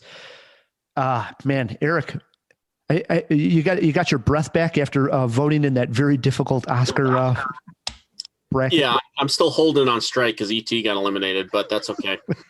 And I had no idea Erik was such an E.T. fan. Erik, you mentioned that the Oscars in 1982, the year that E.T. was nominated, was the first year that you watched the Oscars. Did you watch all the way from that point on, or what did it catch you? Like you dropped off a little bit, and then later on, the Oscar bug caught you again. I'm having a fuzzy memory of 1983 a little bit. I mean, 1982 was the first year that I watched the Oscars. That was the first year that we had this machine called a VCR. Was watching a lot more movies. First year, I think we got cable. It might have been 83, but anyway. But it was also because at the video store where we rented movies, they had an Oscar contest. And I, as a 7-year-old, marked my ballot to win, a free lifetime supply of rentals or whatever the Ooh, prize. sure. And of course, I had E.T. as marked as Best Picture and Spielberg as Best Director and whatnot. But I won a free rental. I did win a free rental, and I rented Tron again. So Great Great choice. use. So there's my Oscar origin story right there. It. But no, pretty much ever since then, I remember like 84. I remember being angry that like Ghostbusters didn't get more nominations. Me too. I was 9, you know. Sure. But it's funny because I remember, I think part of the reason why I love the movies and the Oscars too is you know, when I was younger, my parents would watch the Oscars. Like there weren't like programs like that where it was like must watch, you know, but the Oscars, my dad would watch it and he'd have a pad out in front of him with a pencil and paper, you know, and he'd be writing down all the ones that won or were nominated. And these were the movies he was going to grab at the library, you know? And I just remember it, and it was like very important in the household that my dad and my mom watched the Oscars. And I definitely, you know, I felt that as a young kid. Well, I think that's a great point that you bring up too. I mean, a lot of people like to, you know, come down on the Oscars. Critics certainly do all the time because they don't always agree with us and they don't make the right choices. But for, you know, people who are like, well, why does, you know, 80 billion people watch the Oscars and whatnot when it's not the movies that they saw at the movies? Well, maybe they're looking for some recommendations. Mm-hmm. You know, sometimes I think that the idea of what your dad, you know, writing down these titles and to get them at the library, you know, that's a great, you know, reason to watch the Oscars. Or there's a lot more things you can do to make such lists nowadays, but you know, back in then when that was your sort of your entryway, whether it was that or Siskel and Ebert or whatever it was, to let you know about some of these movies that maybe weren't playing at your local theater, that's a great way to do it. Yeah, no doubt. Amen. Erik, again, for the jawheads that want to find your reviews, follow you online, where should we send them? Go to efilmcritic.com. Again, a lot of the stuff that I do throughout time and space can be found there and linked there. If you want to go directly to my podcast, the Movie Madness podcast, it is linked there, but it's also available at the nowplaynetwork.net. So you go there, there's a whole bunch of other great podcasts you can listen to after they listen to Cinemajaw, of course. And but yeah, so those two locations. Cool. Perfect. Matt, before we get to trivia and this year's Oscar predictions, we threw a few items into the fish tank. Let's open up that fish tank. Wait a moment! It's fish! Isn't it? DC! Wake up! Wake up! No, Pat, it's a giant glass bowl. Hey, get some fish folk. Who's coming with me besides Flipper? Here. That's a Sicilian message. It means little Brassi sleeps with the fishes. You're gonna need a bigger boat. Hello. I'm glad that we did this. The questions that were thrown in this week happened to be the bracket episode week, because hopefully everybody has pen and paper handy, because this is a dense fish tank. You wouldn't think so, because there's only 2 questions, and our first question's a yes or no. It was Family Matters set in Chicago? Bingo! You better believe it was. I did look through the cast, and like none of them were from Chicago, which is That's not surprising. no. Well, I mean, it is a little bit. I am surprised by that. I feel like they would have had, because it was in some parts done here. Anyways, the second one: how often has a director been nominated, or how often has a director had 2 films nominated for Best Pictures in the same year? It was a caveat, besides Coppola in 1972. So this total has happened 9 times. Wow. Way more than, it's only happened twice for Best Director. And that's because they took away, like there was like some rule made where you couldn't have 2 films in the Best Director category. But then they addended it by the time Soderbergh came on. But so our first one, 1932, 1 Hour with You and The Smiling Lieutenant by Ernst Lubitsch they didn't win, but were nominated. 1936, Libeled Lady and A Tale of Two Cities by Jack Conway. 1938, Four Daughters and Adventures of Robin Hood by Michael Kurtz. This is one of the ones that we had talked about. 1939, Gone with the Wind and Wizard of Oz are both directed by Victor Fleming. The next, 1940, another year that we had talked about, had 3 different directors with 2, so 6 of the 10 films nominated belonged to three dudes. Rebecca and Foreign Correspondent by Alfred Hitchcock, Grapes of Wrath and Long Voyage Home by John Ford, and Kitty Foyle and Our Town by Sam Wood. All three in 1940. Crazy talk. 1942, Sam Wood had another two films. 1974 was obviously Coppola. 1977, The Goodbye Girl and Turning Point by Herbert Ross. And then, as Eric had mentioned, also 2000, Aaron Brockovich and Traffic by Steven Soderbergh. That was the last time. So there actually has only been one this century. And it was like just barely this century. Yeah, I gotta believe it's getting harder because the field is wider now. Like back in the 30s and 40s, there weren't as many film directors, right? There's only like 3 studios making movies.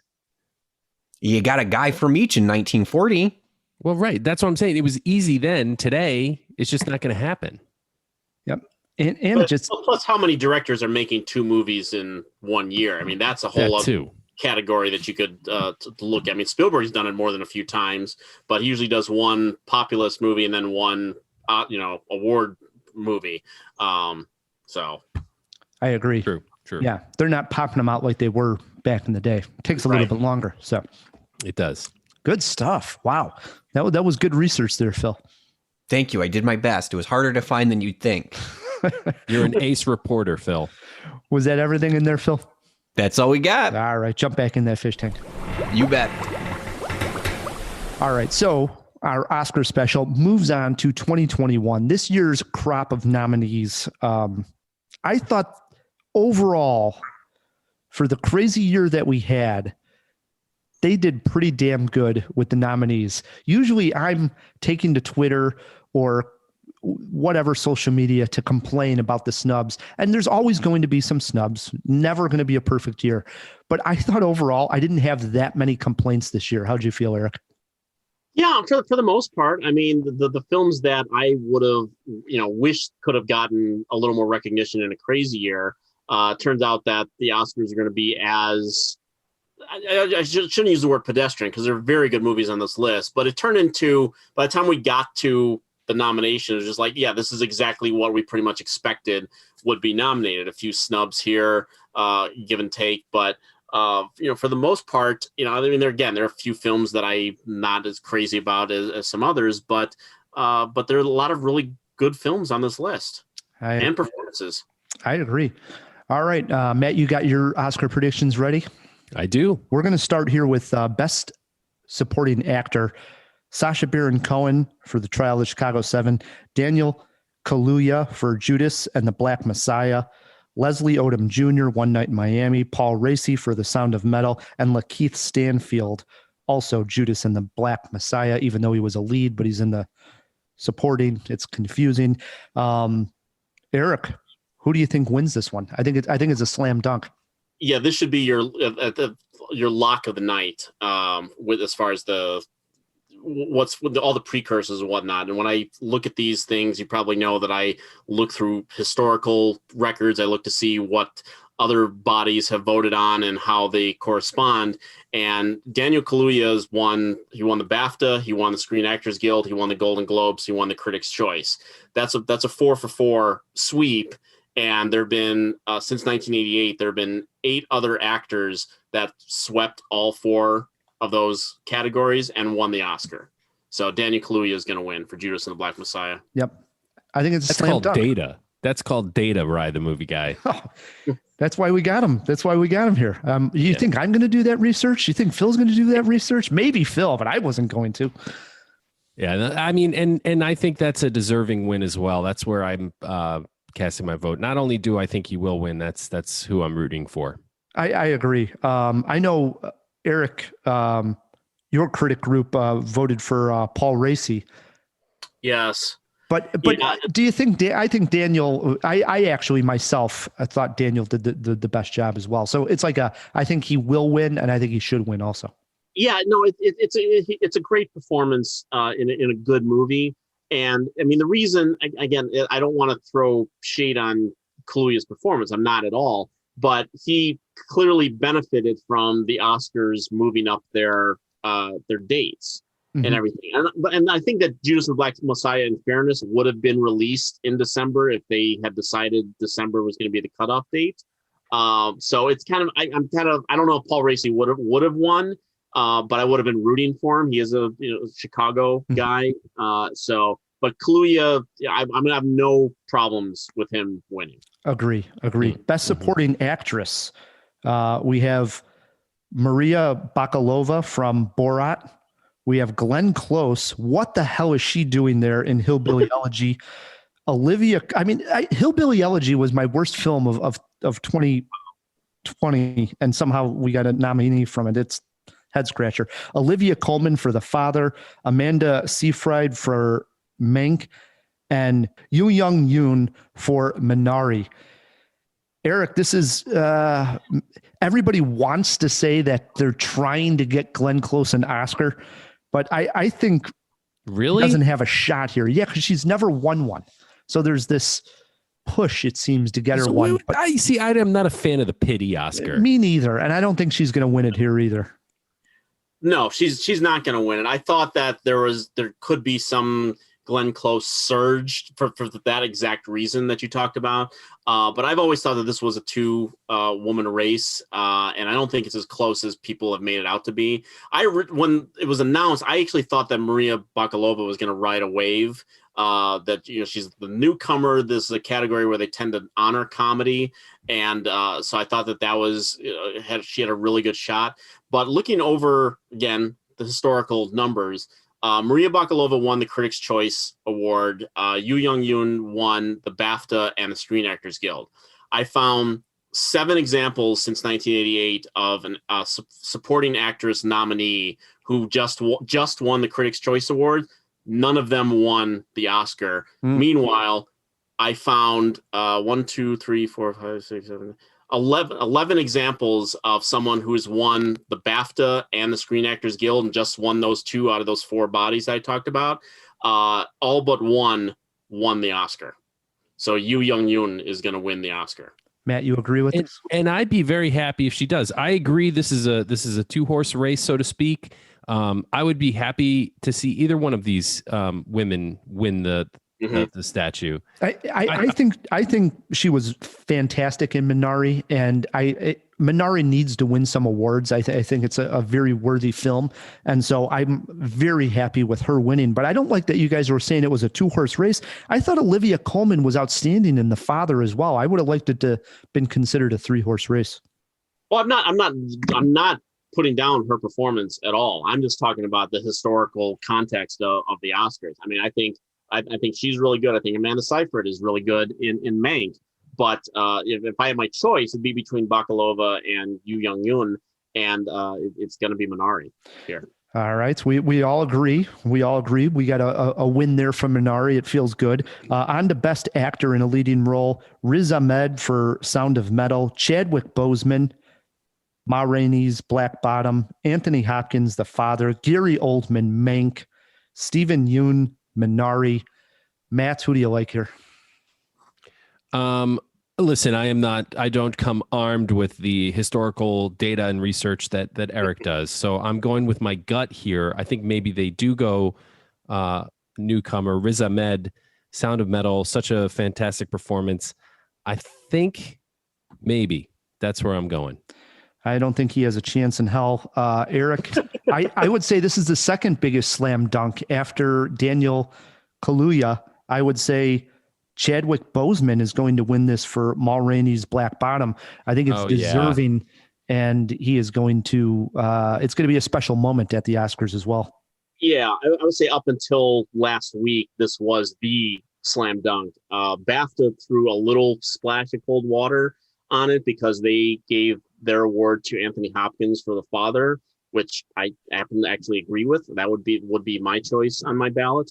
But if people are just like, oh, now the Anthony Hopkins might steal it from Chadwick Boseman, no, it's not going to happen. And again, the historical data shows Chadwick Boseman won Screen Actors, Globes, Critics' Choice.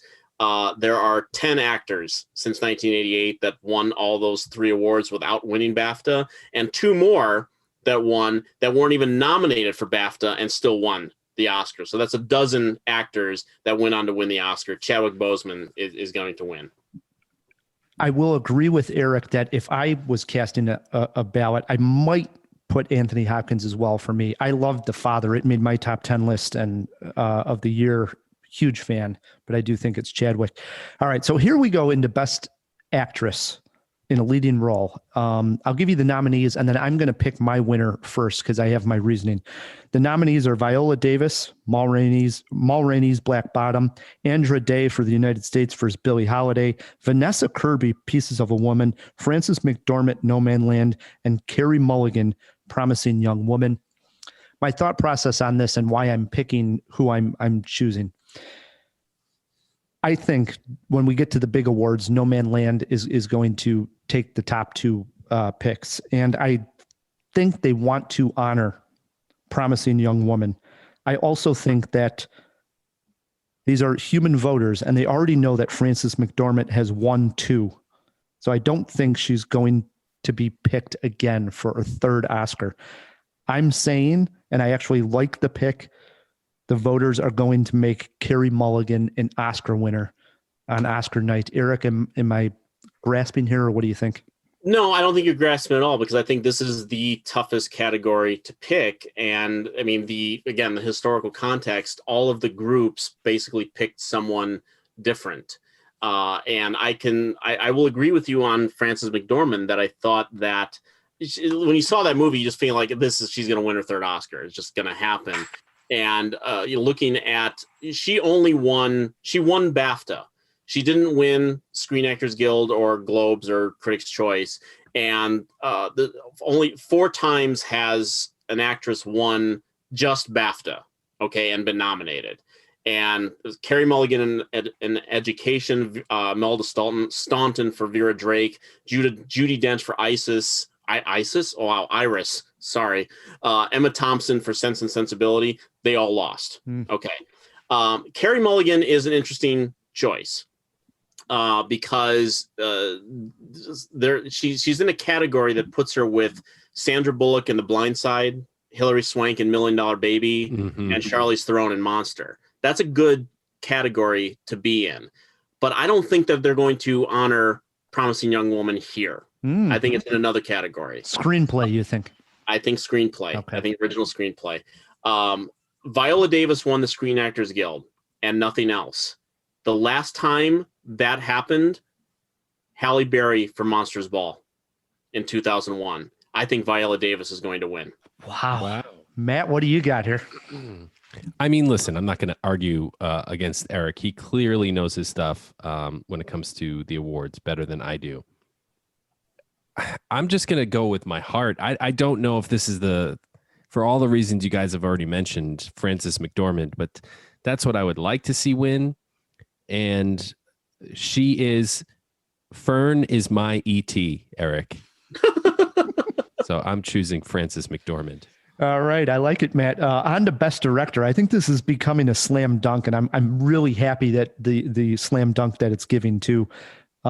We got Thomas Vinterberg for Another Round, David Fincher, Mank, Lee Isaac Chung for Minari, Chloe Zhao for No Man Land, and Emerald Fennell for Promising Young Woman.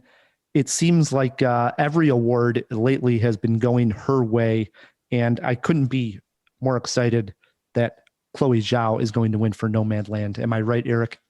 Yeah, I don't think there's any question about it. I didn't even do the math entirely on this one, but just looking at my own personal charts, I don't know if I've ever seen a director sweep as broadly as Chloe Zhao has won. Even when people have not chosen the same Best Picture or not chosen McDormand or the screenplay even, Chloe Zhao has just been winning left and right. And she's in a category that puts her with Alfonso Cuarón, Guillermo del Toro, Damien Chazelle, Alfonso Cuarón twice, actually, Danny Boyle and Ang Lee. That's pretty good company. Mm-hmm. Yeah. She wins. She'll only be the second woman to win Best Director. It'll be another special moment, I think, at the Oscars, like I was saying for Chadwick, and I think this will be another one. I agree. That's where I'm going. All right, last one, guys. Best Picture. We know the nominees. Who do we think's going to win?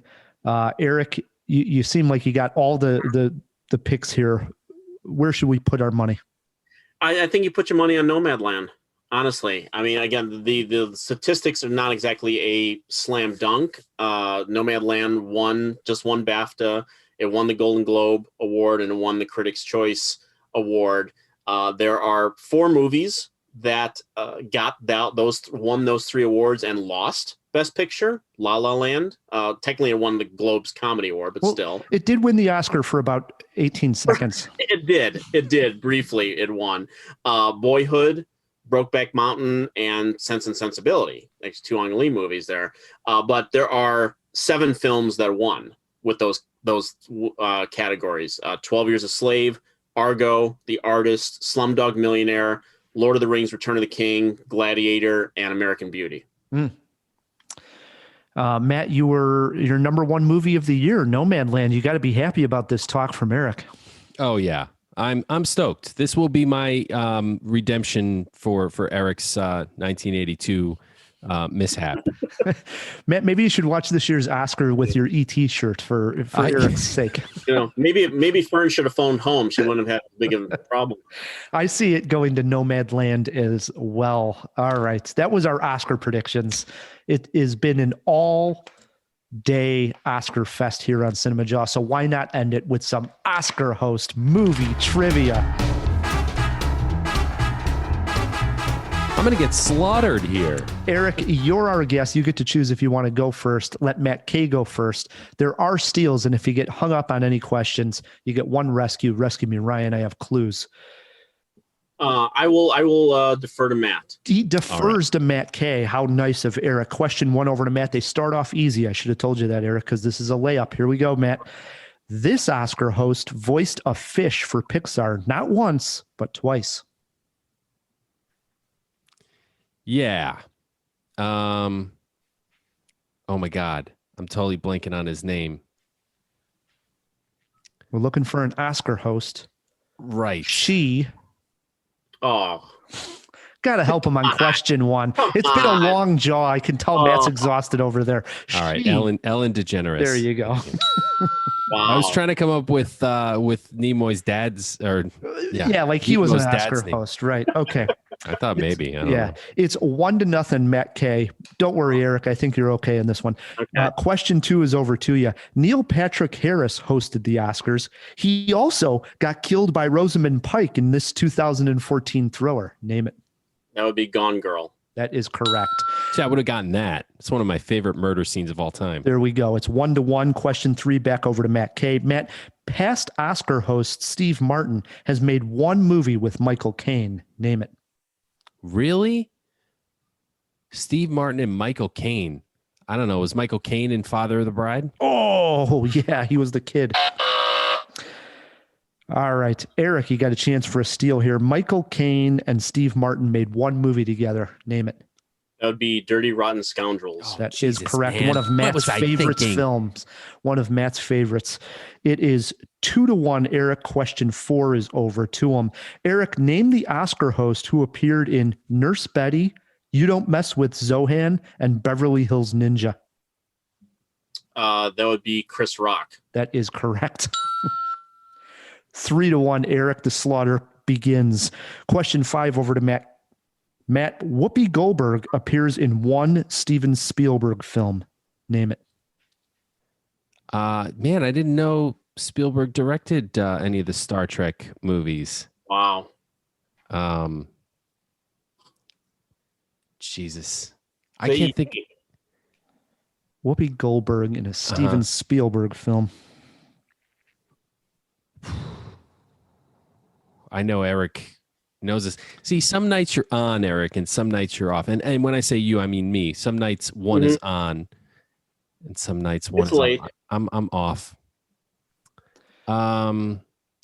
He's off. Seabiscuit.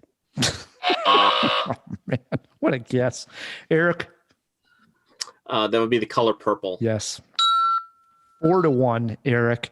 Question 6 is over to him. Eric, name the 2018 film that starred Hugh Jackman as Gary Hart, a politician caught having an affair. Almost forgot about this movie, but it's The Front Runner. That is correct. 5-1. Eric, ball game's already over. Question 7 over to Matt K. Matt, name the Oscar host that starred in Running Scared and Forget Paris. Rescue Me, Ryan. Rescue Me, Ryan. He loved to come out into the Oscars with a big musical montage number. Hosted it several times. Rob Lowe. Rob Lowe. He did a pretty terrible musical. Rob Lowe made a very infamous appearance at the Oscars one year. Yeah. Eric, this was a layup. What do you got? That would be Billy Crystal. That is right. Billy Crystal. 6-1. Last question of the game is over to Eric. Chevy Chase, he has hosted the Oscar a couple of times, starred with Gregory Hines in Running Scared, mind you. Chevy Chase starred with Gregory Hines and Sigourney Weaver in this 1983 comedy that was directed by William Friedkin. Name it. Deal of the Century. I can't believe it. Folks. 7-1, Eric. Wow. He ran the table on you, Matt. He did. Was there ever any doubt? If it came down to a tie, we call it a jawbreaker. This question would have been to Eric. Better Oscar host, Ellen or Jimmy Kimmel? Ooh, gosh. That's tough. Ooh. I'm going to give it to Kimmel only because it's incorrect. It was Ellen. Yep. I'm sorry. No offense to Ellen, but she's kind of mean, isn't she? Anyway. Real jawbreaker was this. Age of Chevy Chase closest to Matt. Holy crap. Chevy Chase is really old nowadays. I would think he's got to be pushing. No, let me think this through. He's probably younger than my dad. Let's put him in his early 70s. 73. Lock him in at 73. Eric, do you got a guess? I was thinking 76. It's Eric's night tonight. 77 for Chevy Chase. 77. Damn. Matt's lost his touch with the ages lately. Yeah, just having a bad night. Wow. Brings us to the end of our Oscar night extravaganza, Matt. This has been a blast. I can't wait to get the tux off. Yeah, same here. This thing's getting a little hot. Yeah. Take it off. First and foremost, we got to thank our guest, Eric. Thanks for coming on and experimenting with this Cinemajaw bracket and Oscar prediction. That was a blast. I was happy to be your guinea pig. Matt, we also got to thank the sponsors. Yep. Thanks to Overcast and the Chicago Podcast Co-op who help us get great sponsors like them. We also got to thank our editor, our producer, Fill Me In, Phil. Oh, yeah. Thank you, guys. I'll once again plug the music video I animated for World War Tour by Outronaut. It's available on YouTube. I also hope that you guys like the edits that I put in for this special episode. And the one last thing that I will say, because I believe there was a glaring Oscar snub that you can buy tickets for its second theatrical run this year, and it is important to me, at least, that people see, is a movie that Matt and Ryan are tired of me talking about. But Demon Slayer, Kimetsu no Yaiba, Mugen Train, which has won like the multicultural equivalent of Oscars in other countries, phenomenal film. Okay, and we're going to use these as really quick, Eric. It was not nominated for Best Animated Film, much to Phil's dismay. But it's a two-horse race for Best Animated. Soul or Wolfwalkers? Where do you go? I think I got to go Soul on it. It's just hard to bet against Pixar at the Oscars. I got my fingers crossed for Wolfwalkers. A Same. lot of people do. Yeah. All right, Matt. It's been a blast here. If you would like to support Cinemajaw, guys, please, the easiest way to do so is by leaving us a review wherever you're listening to this podcast. And while you're at it, please click subscribe. One extra button helps us out a lot. Until next week, I'm Ryan, the movie guy. I'm Matt K. And keep on jawing about the movies.